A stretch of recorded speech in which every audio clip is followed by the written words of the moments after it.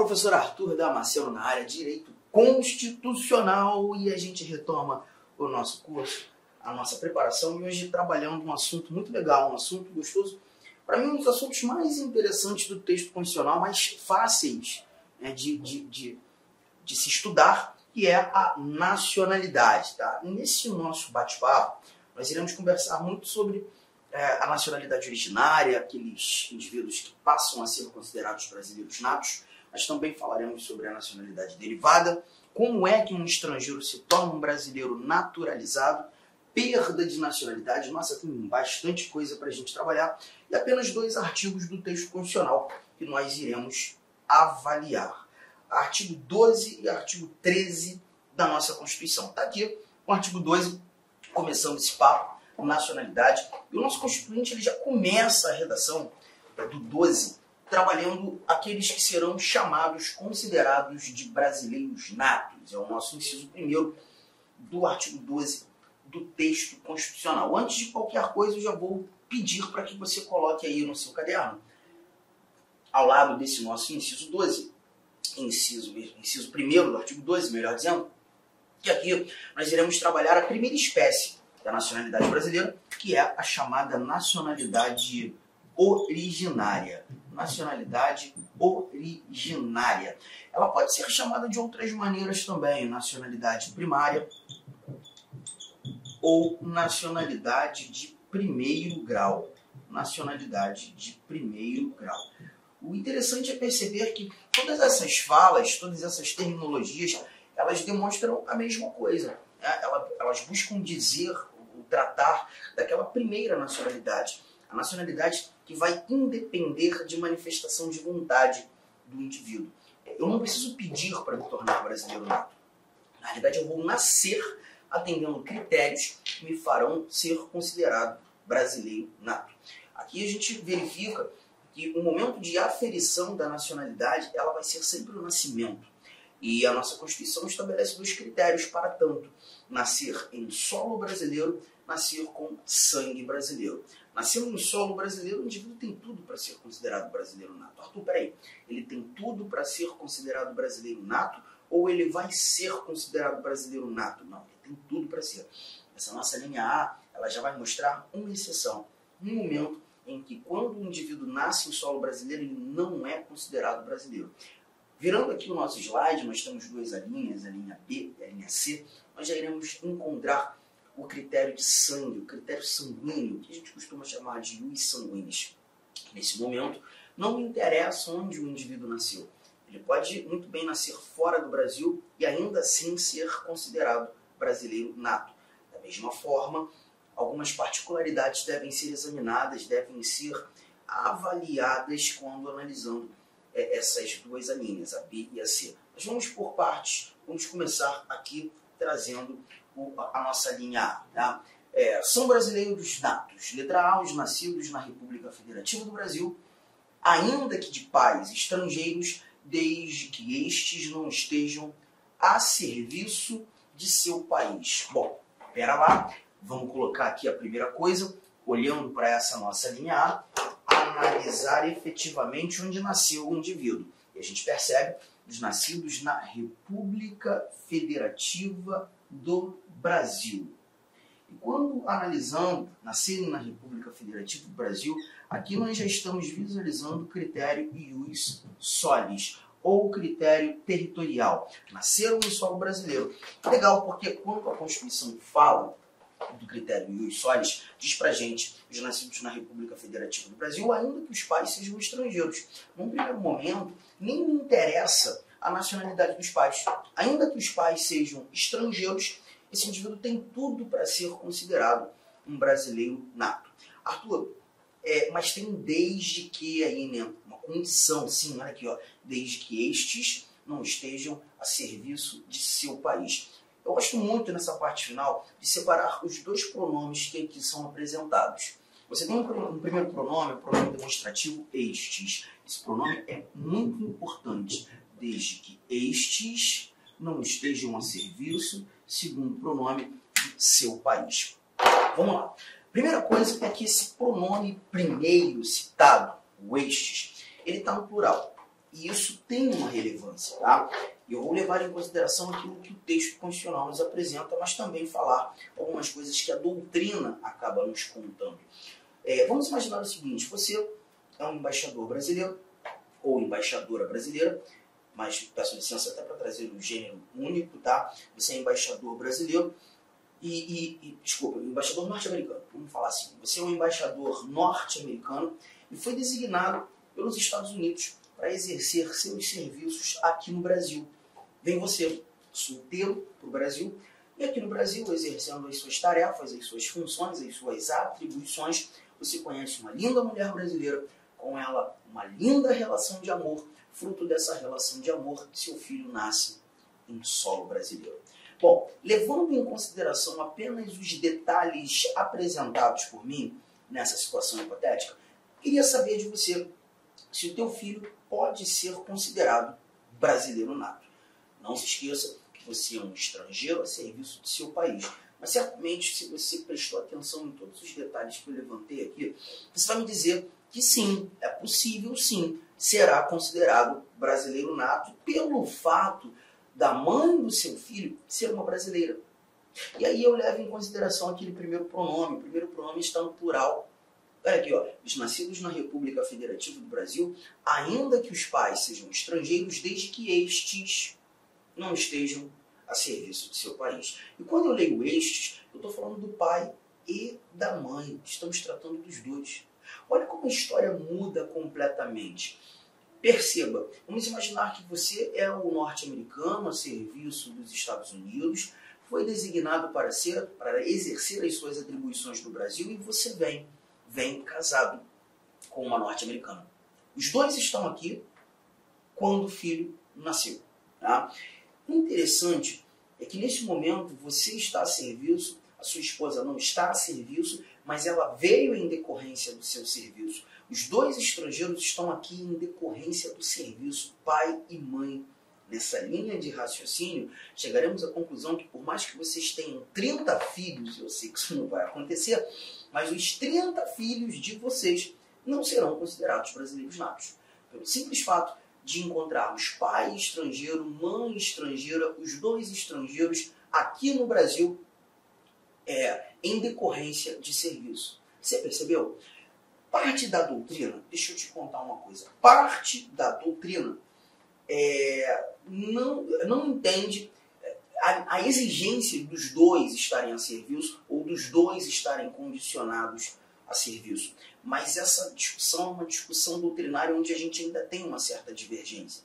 Então esse tipo de divergência certamente nós não teremos, não há questão de prova, até porque o STF, o próprio Supremo, não asseverou nada nesse sentido.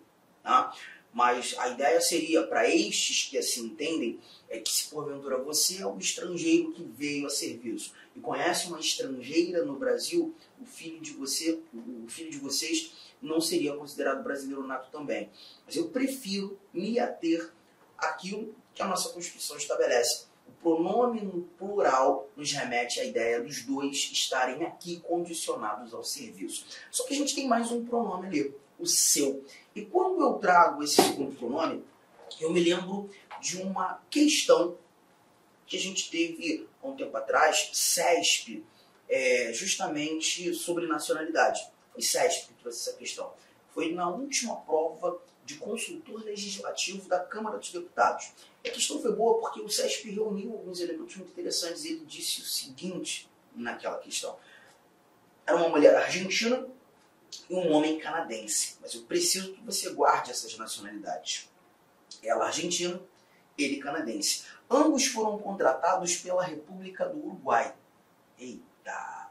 E estavam no Brasil a serviço do Uruguai quando o filho nasceu. Mas vocês acreditam que o CESP afirmou que esse menino que nasceu no Brasil deveria ser considerado brasileiro nato?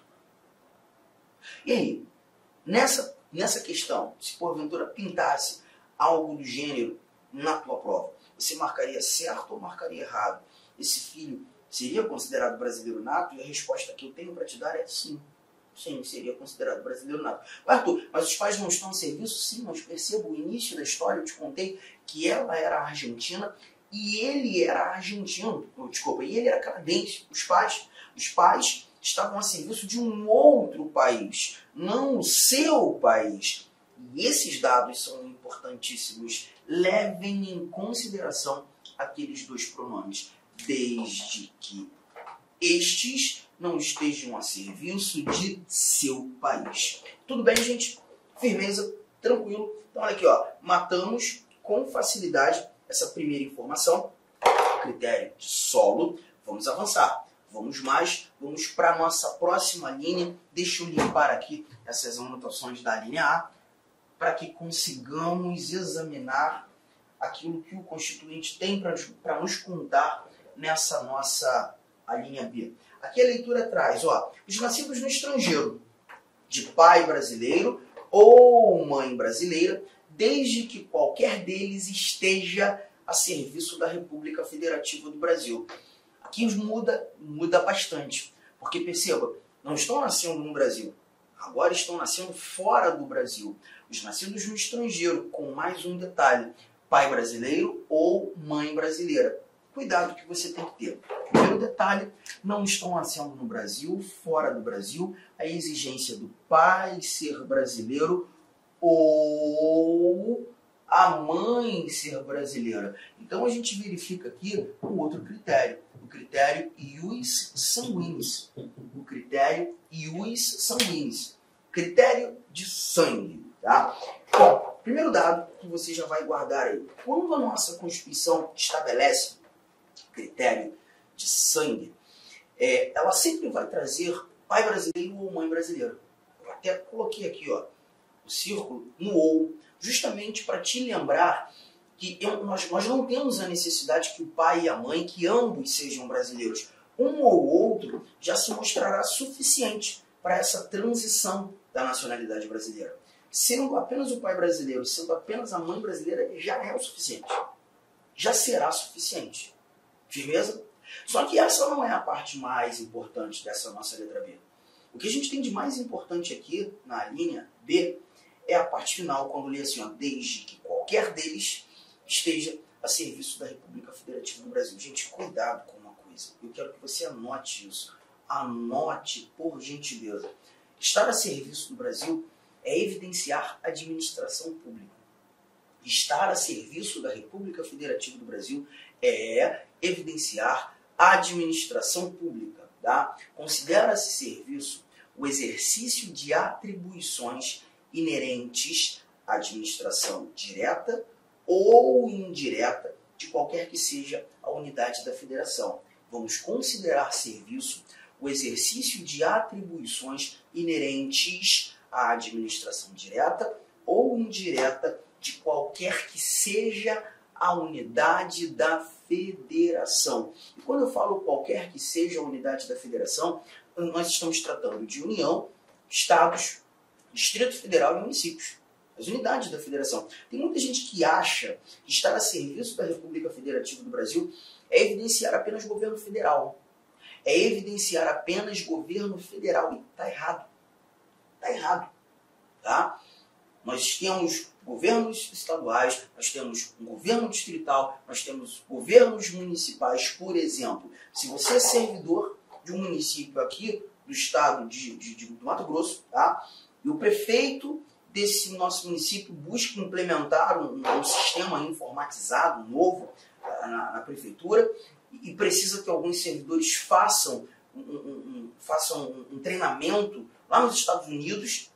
Você foi um dos selecionados para fazer esse treinamento lá nos Estados Unidos, vai ficar 2 anos nos Estados Unidos treinando. Vai dar quanto tempo? Um negócio pesado, né? E 2 anos é um tempo suficiente. Você conheceu uma menina, uma norte-americana, com essa menina nasce, você tem um filho, teu filho nasce em solo norte-americano. Pergunta, gente, você, um servidor municipal, estaria a serviço da República Federativa do Brasil? Perfeitamente. Ainda que fosse de uma entidade da administração direta.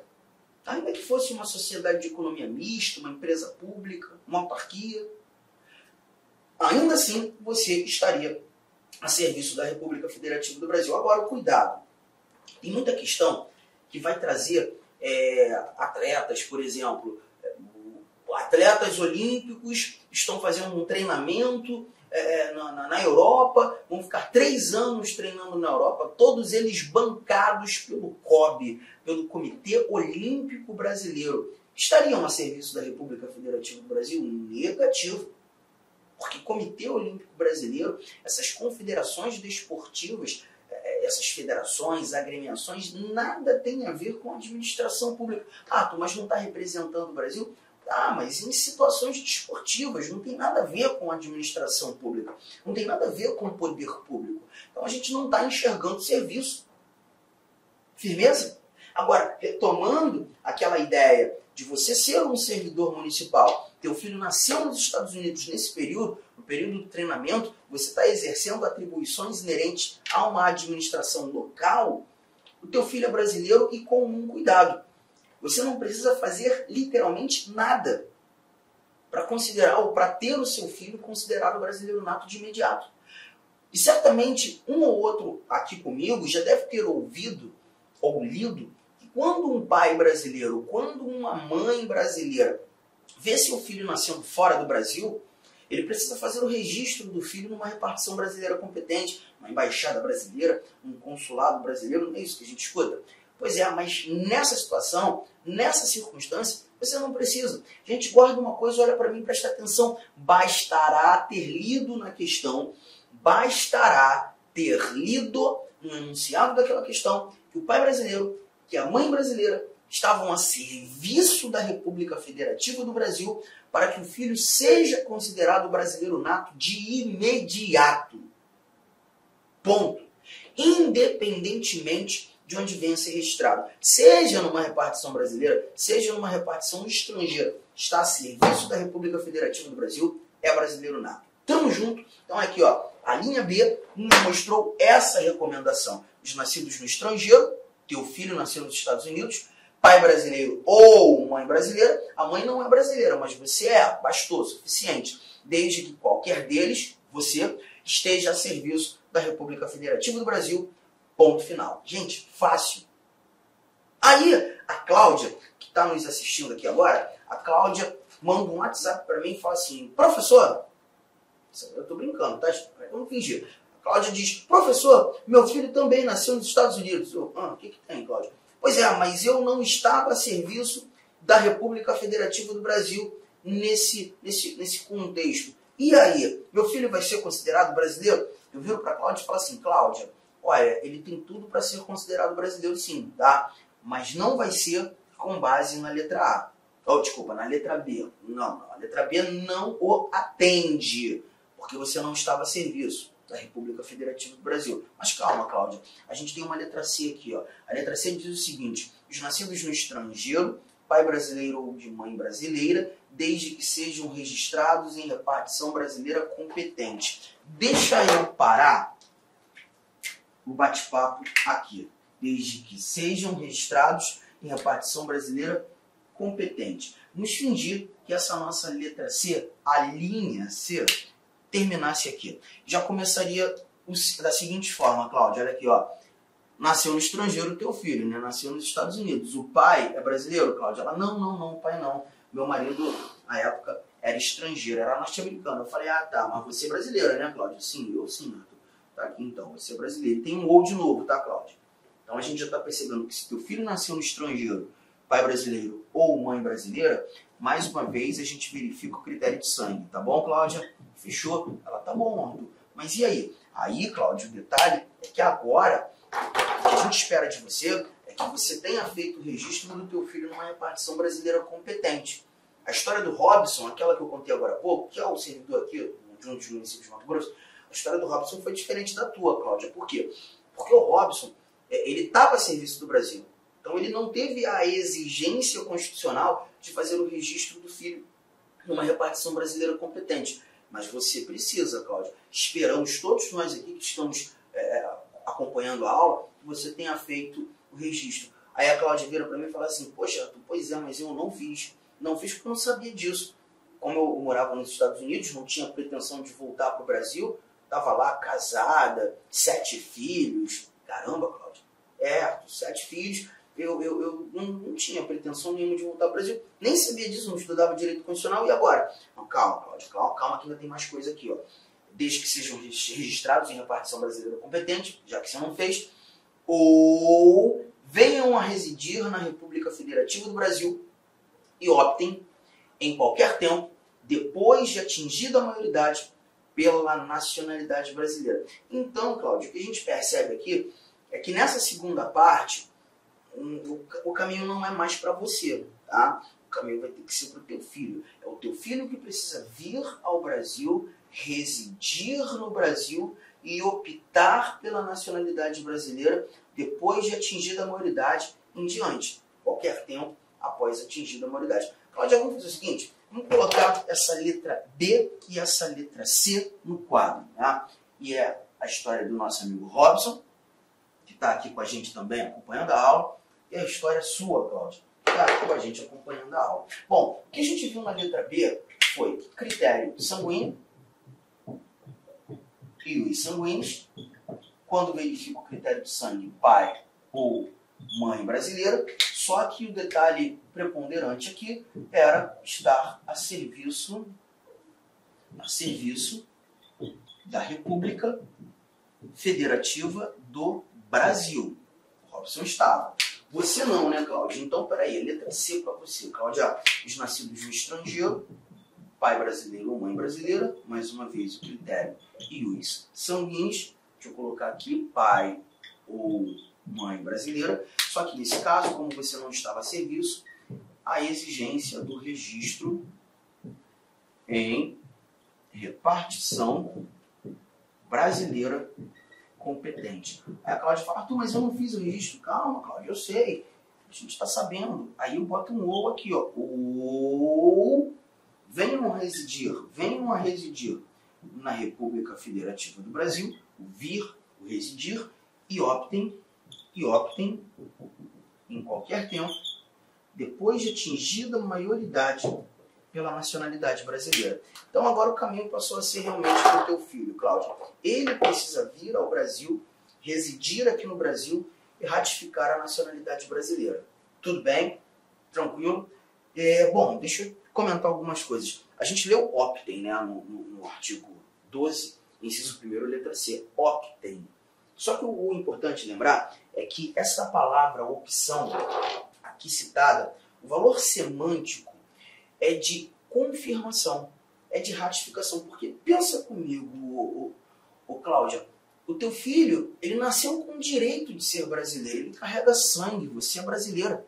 E se o teu filho nasceu com o direito de ser brasileiro, pois carrega sangue, ele não precisa escolher. Eu sei que o melhor valor semântico, a palavra opção seria escolha, né? Quem faz uma opção faz uma escolha. Todavia, nesse caso, não. Nesse caso, essa opção é uma confirmação, é uma ratificação. O seu filho precisa confirmar a nacionalidade brasileira. Só que tem um detalhe. Para que o seu filho faça a confirmação, a ratificação, ele precisa vir ao Brasil, ele precisa residir no Brasil, e essa ratificação só poderá ser feita quando ele completar 18 anos. A Cláudia já está me mandando mensagem aqui, ó. A Cláudia já está me falando assim, poxa, deixa eu te contar um pouco mais da minha vida. Eu me separei lá do norte-americano, rapaz, que cara fanfarrão. Nem vou contar a história aqui, porque eu não quero ficar expondo muito a minha vida, mas ó, valia nada. E aí eu me separei daquele norte-americano, trouxe meus filhos todos aqui para o Brasil, e o meu filho, esse da história aí, né, o meu filho, ele veio com 2 anos de idade. Então ele veio e passou a residir no Brasil com 2 anos de idade, até ele completar 18, vai demorar um bom tempo, Arthur. Será que eu, mamãe, Cláudia, não posso fazer essa ratificação pelo meu filho, enquanto ele é menor? E aí a resposta que eu vou te dar, Cláudia, é não, não pode não. Não pode não, porque essa ratificação tem caráter personalíssimo.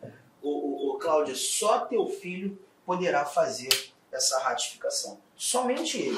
E quando completar 18. Infelizmente, você nada poderá fazer pelo seu filho nesse período, tá? E aí a Cláudia já estava mandando mensagem aqui, ó. A mulher não para. Ela fala assim, mas e aí? E até meu filho completar 18 anos, ele não pode ser considerado brasileiro? Cláudia, tem coisa que a nossa Constituição não responde. Mas quando a Constituição não responde, e o Supremo Tribunal Federal deve ser provocado nesse sentido, é o Supremo que vai trazer as orientações, como devemos nos posturar. A interpretação do texto constitucional é feita pela Corte de Cúpula do nosso Judiciário. E o Supremo tem uma resposta. Eu só preciso que todos vocês deem aquele print aqui, por gentileza, nessa parte, porque agora a gente vai tratar de como o STF se posturou julgando um recurso extraordinário no ano de 2004. Tem um tempo, né? Mas a história é justamente semelhante a essa que você está vivendo, Cláudia. O julgamento do recurso extraordinário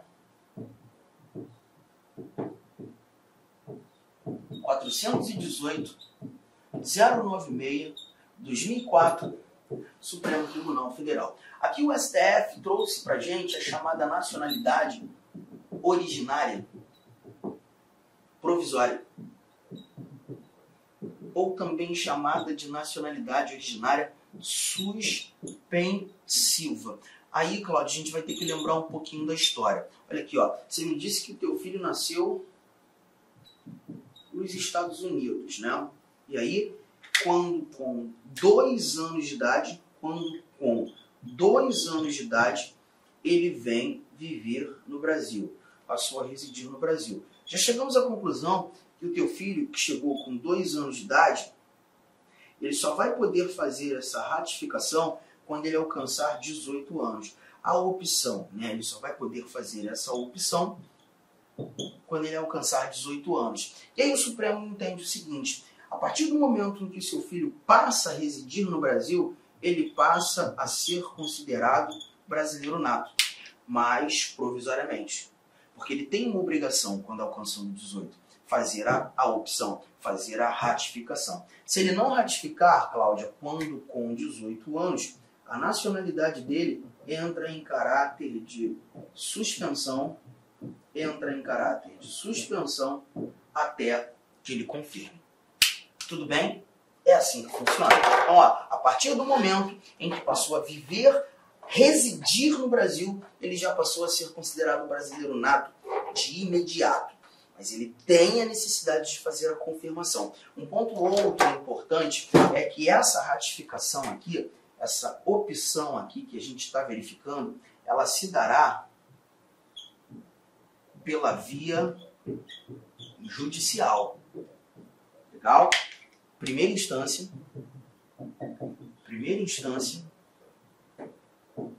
da Justiça Federal. Isso aqui você vai encontrar, Cláudia, lá no artigo 109, inciso 10 da Constituição. Depois você vai dar um confere lá, tá? Mas aqui eu só quero lembrá-los que é um processo judicial. Cláudia, você precisa de um advogado, obviamente, para homologar a nacionalidade do seu filho, tá? E aí a gente conclui da seguinte maneira: Arthur, qual é a diferença de considerar o meu filho brasileiro nato ou não enquanto ele é menor de idade? Sei lá, será que interfere em alguma coisa? Ele teria algum eventual prejuízo? Cláudio, eu vou te responder a título de prova e olhando para o nosso conteúdo programático de direito constitucional, tá? É lembrar que no Brasil, por exemplo, o alistamento eleitoral, né, ser cidadão, estar no gozo dos direitos políticos, o exercício do voto, ele é facultativo aos maiores de 16 anos. Então significa que o teu filho com 16 anos, ele poderia, sendo considerado brasileiro, tirar o título de eleitor. Lembra de uma coisa: estrangeiros não votam no Brasil. Estrangeiros são inalistáveis. E se o teu filho não fosse considerado brasileiro nato, se ele não fosse considerado brasileiro nato, com 16 anos de idade, ele não poderia tirar o título de eleitor. Nesse contexto, ele já é brasileiro, ainda que provisoriamente. Ele pode tirar o título de eleitor, ele já pode ser considerado um cidadão. Ele já tem cidadania. Só que o detalhe é o seguinte, presta atenção, gente. Obtendo a cidadania, e gente, cidadania e nacionalidade são coisas diferentes. A cidadania nada mais é do que estar no gozo dos direitos políticos, poder votar. Se o teu filho conquistou a cidadania com 16 anos, pois brasileiro nato, ainda que provisoriamente, essa cidadania não o descondiciona da opção. Ainda que ele já seja cidadão, ainda que ele já tenha o título de eleitor, ele tem a necessidade de fazer a opção. Tamo junto?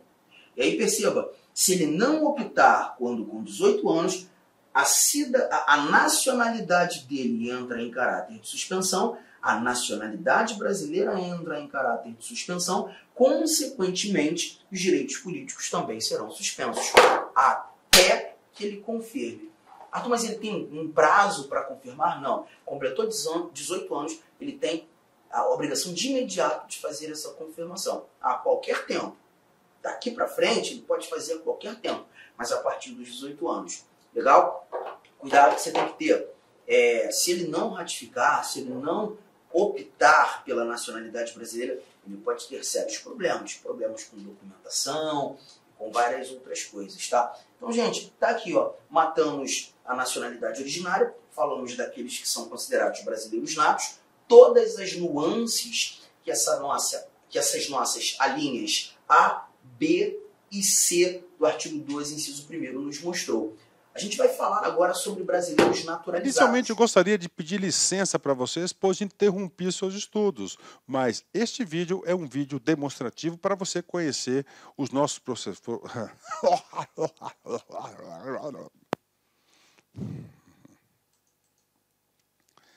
Inicialmente, eu gostaria de pedir licença para você, porque interrompi os seus estudos, mas esse vídeo é um vídeo demonstrativo para você ter conhecimento, você ter uma demonstração da qualidade das nossas videoaulas. Eu sou o professor Lac, coordenador pedagógico da LA Concursos e especialista em concursos públicos. Somente este ano, em 2022, eu fui aprovado em 7 concursos públicos. É isso mesmo, 7 concursos públicos. E em 2022, a minha meta pessoal é de ser aprovado em 10 concursos por ano.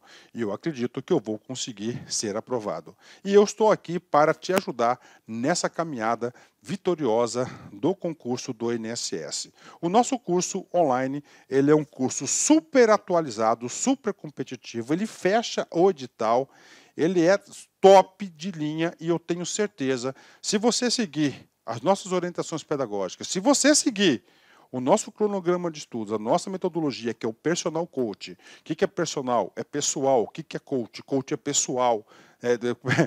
Coach é treinador. Então, você tem um treinador pessoal de concurso. Essa metodologia ela é baseada na ciência da administração, ou seja, resultado, meta. Todo dia você tem uma meta. Meta.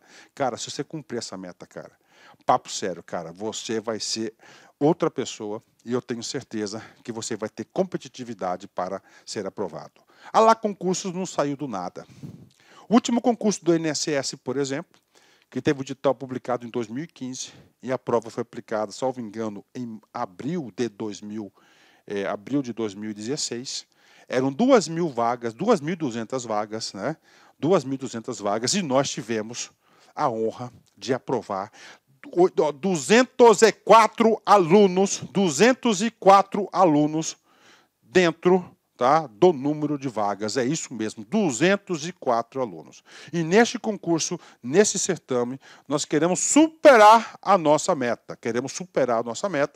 Essa turma, já tivemos 4 turmas pré-editais, agora a gente está na turma pós-edital do INSS 2022. Bacana? Professor, quanto custa? Está aqui, ó, apenas 10 parcelas de R$30 o nosso curso online, e nós temos o curso presencial também com transmissão ao vivo, né? Olha aí, né? Só para uma postagem do nosso Instagram lá de 2016, né? 204 alunos aprovados, ok? Meus amigos, minhas amigas, espero vocês aqui na LA Concursos. Vocês podem ter certeza que eu, professor Lac, eu farei de tudo mesmo, para que você alcance o seu resultado.